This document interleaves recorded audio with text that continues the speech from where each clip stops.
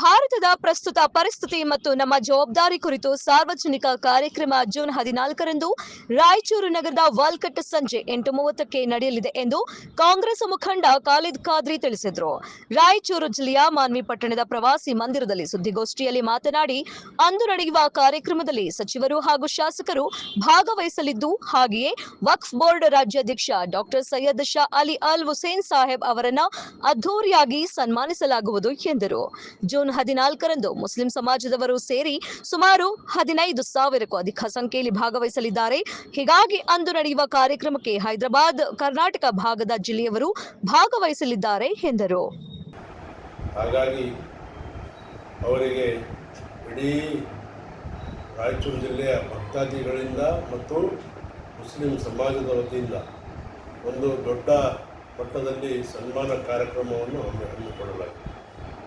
ಅದರ ಜೊತೆಯಲ್ಲಿ ಇವತ್ತಿನ ಪರಿಸ್ಥಿತಿ, ದೇಶದಲ್ಲಿ ಇರುವಂಥ ಪರಿಸ್ಥಿತಿಯ ಬಗ್ಗೆ ಸಹ ಒಂದು ಕಾರ್ಯಕ್ರಮ ಅದರಲ್ಲೇ ಇರುತ್ತದೆ. ಹಾಗಾಗಿ ಈ ಕಾರ್ಯಕ್ರಮದಲ್ಲಿ ಸಮಸ್ತ ನಮ್ಮ ಜಿಲ್ಲೆಯ ಭಕ್ತಾದಿಗಳು, ಖಾಜಾ ಬಂದನವಾಜ್ ದರ್ಗಾದ ಭಕ್ತಾದಿಗಳು ಮತ್ತು ಎಲ್ಲ ಮುಸ್ಲಿಂ ಬಾಂಧವರು ಈ ಕಾರ್ಯಕ್ರಮದಲ್ಲಿ ಬಂದು ಈ ಕಾರ್ಯಕ್ರಮವನ್ನು ಯಶಸ್ವಿಗೊಳಿಸಬೇಕಂತೇಳಿ ಈ ಪತ್ರಿಕಾಗೋಷ್ಠಿಯನ್ನು ನಾವು ಕರೆದಿದ್ದೀವಿ.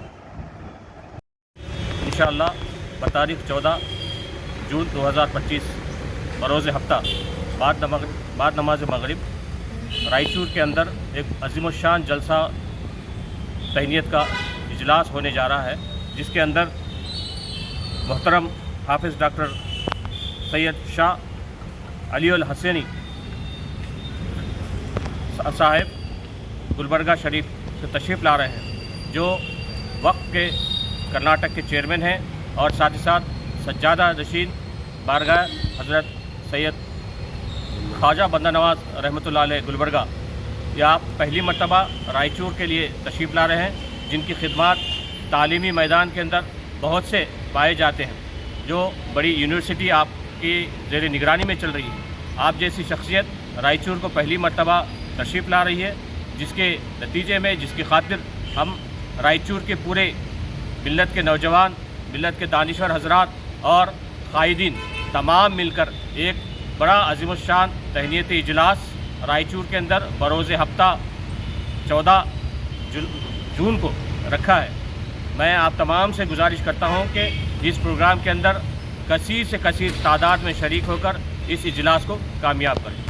ದಿನಾಂಕ 14ರಂದು ರಾಯಚೂರು ನಗರದ ಬಸವೇಶ್ವರ ವೃತ್ತದ ಹತ್ತಿರ ಇರತಕ್ಕಂಥ ವಾಲ್ಕಟ್ ಮೈದಾನದಲ್ಲಿ ರಾಜ್ಯದ ನೂತನ ಅಧ್ಯಕ್ಷರಾಗಿರ್ತಕ್ಕಂಥ ವಕ್ಫ್ ಬೋರ್ಡಿನ ಸೈಯದ್ ಅಲಿ ಗುರು ಅವರ ಒಂದು ಸನ್ಮಾನ ಸಮಾರಂಭಕ್ಕೆ ಇಡೀ ರಾಜ್ಯಾದ್ಯಂತ ಆಗಮಿಸುತ್ತಿರುವ ಎಲ್ಲ ಭಕ್ತಾದಿಗಳನ್ನು ಸ್ವಾಗತ ಕೋರುತ್ತಾ ಈ ಒಂದು ಕಾರ್ಯಕ್ರಮವು ಇಡೀ ಹೈದರಾಬಾದ್, ಕರ್ನಾಟಕಕ್ಕೆ ಒಂದು ಶೋಭೆ ತರತಕ್ಕಂಥ ರೀತಿಯಲ್ಲಿ ಈ ಕಾರ್ಯಕ್ರಮ ಜರುಗಲಿ ಎಂಬುದು ಆಶಿಸುತ್ತಾ, ಇದೇ ರೀತಿ ರಾಜ್ಯಾದ್ಯಂತ ಇರತಕ್ಕಂಥ ಎಲ್ಲ ಪೀಠಗಳ ಗುರುಗಳು ಸಹ ಈ ಒಂದು ಕಾರ್ಯಕ್ರಮಕ್ಕೆ ಆಗಮಿಸುವುದರಿಂದ ತಾವೆಲ್ಲರೂ ಮಾನ್ವಿ ಹಾಗೂ ರಾಯಚೂರಿನ ಜಿಲ್ಲೆಯ ಸಮಸ್ತ ಭಕ್ತಾದಿಗಳು, ಖಾಜಾ ಬಂದೇನವಾಜ್ ದರ್ಗಾ ಪೀಠದ ಭಕ್ತಾದಿಗಳು ಎಲ್ಲರಿಗೆ ಮತ್ತೊಮ್ಮೆ ಮನವಿಯನ್ನು ಮಾಡಿಕೊಳ್ತೇವೆ. ಈ ಕಾರ್ಯಕ್ರಮಕ್ಕೆ ಆಗಮಿಸಿ ಕಾರ್ಯಕ್ರಮವನ್ನು ಯಶಸ್ವಿಗೊಳಿಸಬೇಕು.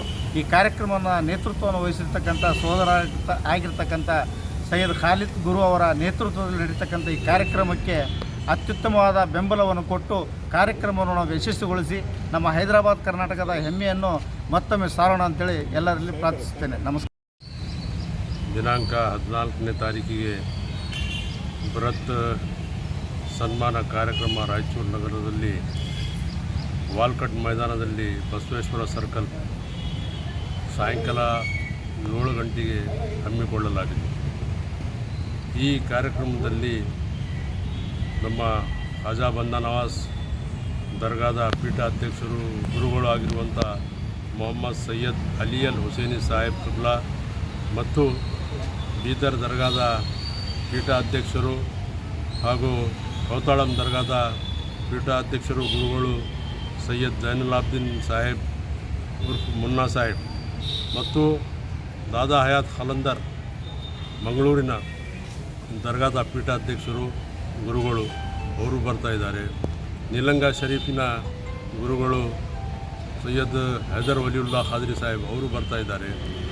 ಹಾಗೂ ನಮ್ಮ ಜಿಲ್ಲೆಯ ಉಸ್ತುವಾರಿ ಸಚಿವರು ಡಾಕ್ಟರ್ ಶರಣಪ್ರಕಾಶ್ ಪಾಟೀಲ್ ಮತ್ತು ನಮ್ಮ ಹಿರಿಯರು ಸನ್ಮಾನ್ಯ ರಾಯಚೂರು ಜಿಲ್ಲೆಯ ಹಿರಿಯರು ಸನ್ಮಾನ್ಯ NS ಬೋಸರಾಜ್ ಸಾಹೇಬರು ಮತ್ತು ಯಾದಗಿರಿನ ಜಿಲ್ಲಾ ಉಸ್ತುವಾರಿ ಸಚಿವರು ದರ್ಶನಾಪುರ್ ಶರಣಬಸವ ದರ್ಶನಾಪುರ್ ಸಾಹೇಬರು ಮತ್ತು ನಮ್ಮ ಜಿಲ್ಲೆಯ ಎಲ್ಲ ಶಾಸಕರು ಮಿತ್ರರು ಮತ್ತು ವಿಧಾನ ಪರಿಷತ್ತಿನ ಎಲ್ಲ ಸದಸ್ಯರು ಹಾಗೂ ಎಲ್ಲ ಪಕ್ಷದ ಮುಖಂಡರುಗಳು ಮತ್ತು ಈ ದರ್ಗಾದ ಪೀಠದ ಎಲ್ಲ ಭಕ್ತಾದಿಗಳು ಮತ್ತು ಎಲ್ಲ ಮುಸ್ಲಿಂ ಬಾಂಧವರು ಈ ಕಾರ್ಯಕ್ರಮದಲ್ಲಿ ಭಾಗವಹಿಸ್ತಾ ಇದ್ದಾರೆ. ಸುಮಾರು 10 ರಿಂದ 15 ಸಾವಿರ ಜನ ಸೇರುವ ಸಂದರ್ಭ ಇದೆ. ಹಾಗಾಗಿ ಈ ಕಾರ್ಯಕ್ರಮದಲ್ಲಿ ಹೆಚ್ಚಿನ ರೀತಿಯಲ್ಲಿ ಭಾಗವಹಿಸಿ ಈ ಕಾರ್ಯಕ್ರಮವನ್ನು ಯಶಸ್ವಿಗೊಳಿಸಬೇಕಂತೇಳಿ ತಮ್ಮ ಮಾಧ್ಯಮ ಮುಖಾಂತರ ಮನವಿಯನ್ನು ಮಾಡುತ್ತೇನೆ.